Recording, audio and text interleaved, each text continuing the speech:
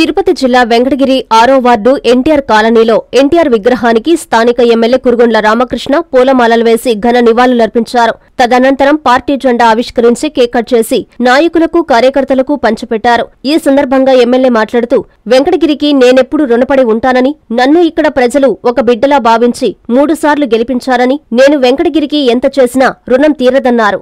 Telugu Desam party ఈ 43 ఏళ్లలో దినదిన అభివృద్ధి చెందిందని, రాబోయే రోజుల్లోనూ అభివృద్ధిలో తెలుగుదేశం పార్టీ ముందుంటుందని తెలిపారు. ఈ కార్యక్రమంలో వెంకటగిరి పట్టణ అధ్యక్షుడు రామదాసు గంగాధరం, కౌన్సిలర్ చంద్రశేఖరరెడ్డి, రాష్ట్ర తెలుగు యువత అధ్యక్షులు KVK Prasad, Tirupati parliament convenor Pulukollu Rajeswararao, TDP నాయకులు, జనసేన నాయకులు, బీజేపీ నాయకులు పాల్గొన్నారు.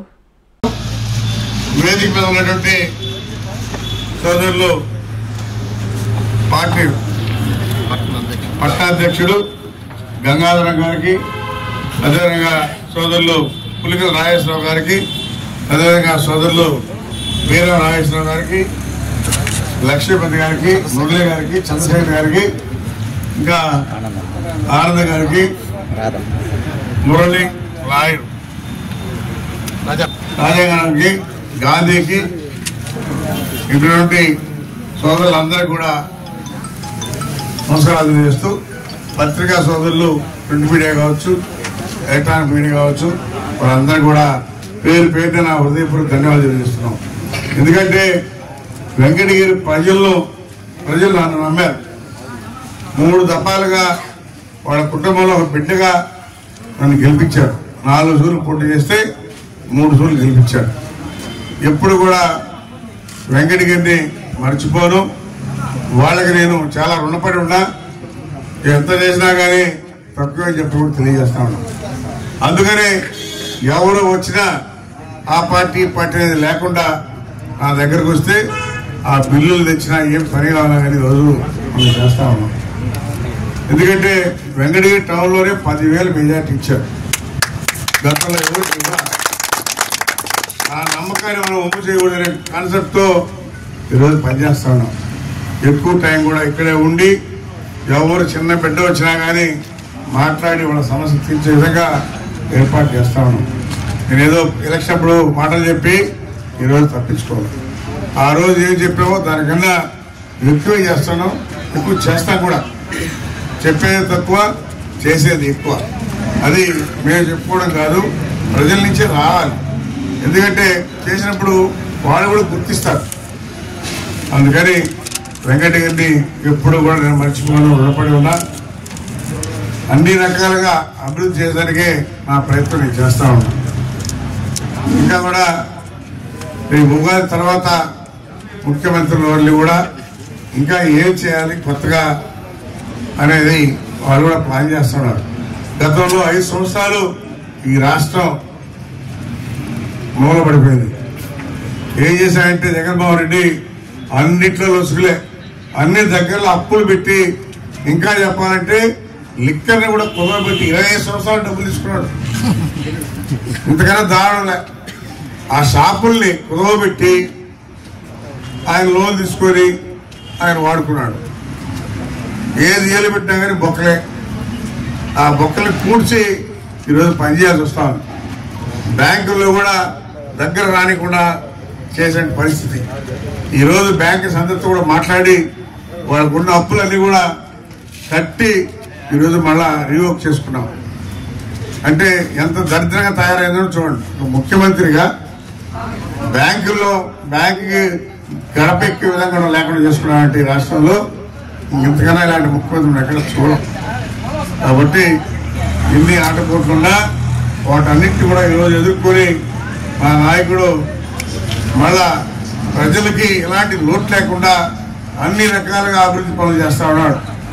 ఈరోజు డబ్బులు లేవు, అయినా కూడా ఎక్కడ మట్టి రోడ్డు ఉండకూడదనే కాన్సెప్ట్తో ప్రతి నియోజకవర్గంలో ఈరోజు మనం ప్రతి మండలంలో బ్రహ్మాండంగా రోడ్లు వేస్తా ఉన్నాం.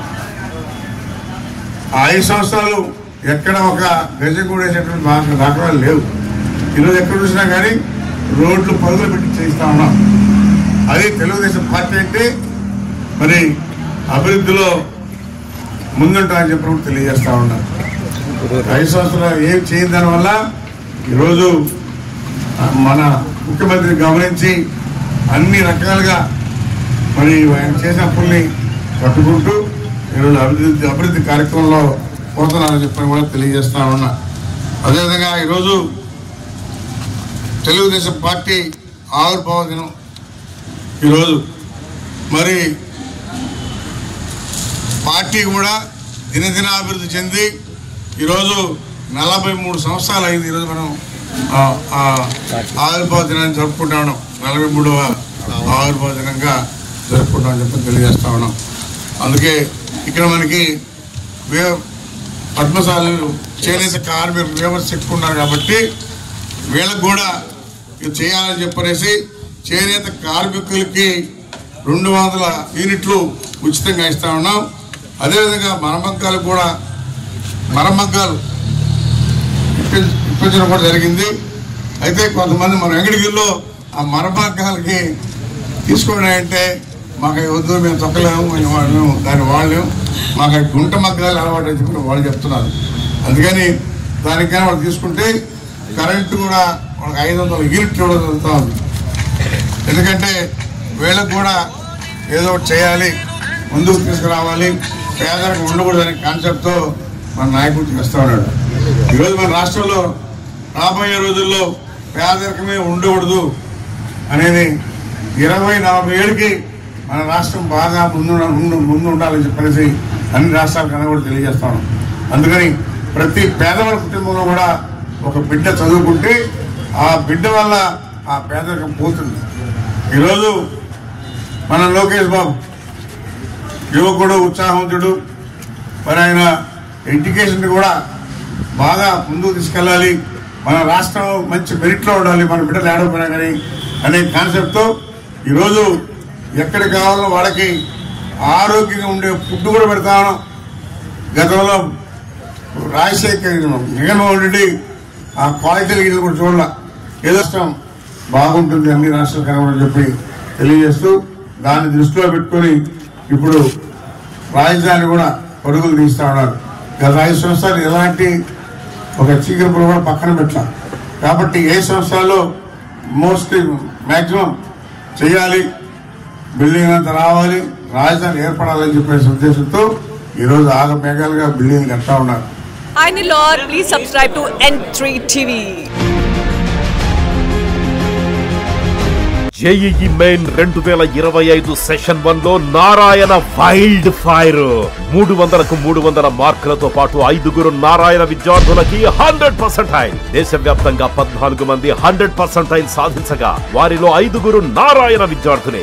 8 రాష్ట్రాల్లో స్టేట్ టాపర్స్ నారాయణ స్టూడెంట్సే. అప్పటికీ ఇప్పటికీ ఎప్పటికీ జేఈఈలో ఆల్వేస్ నంబర్ 1 నారాయణే. పోటీలో ఎందరున్నా నారాయణ తగ్గేదేలే.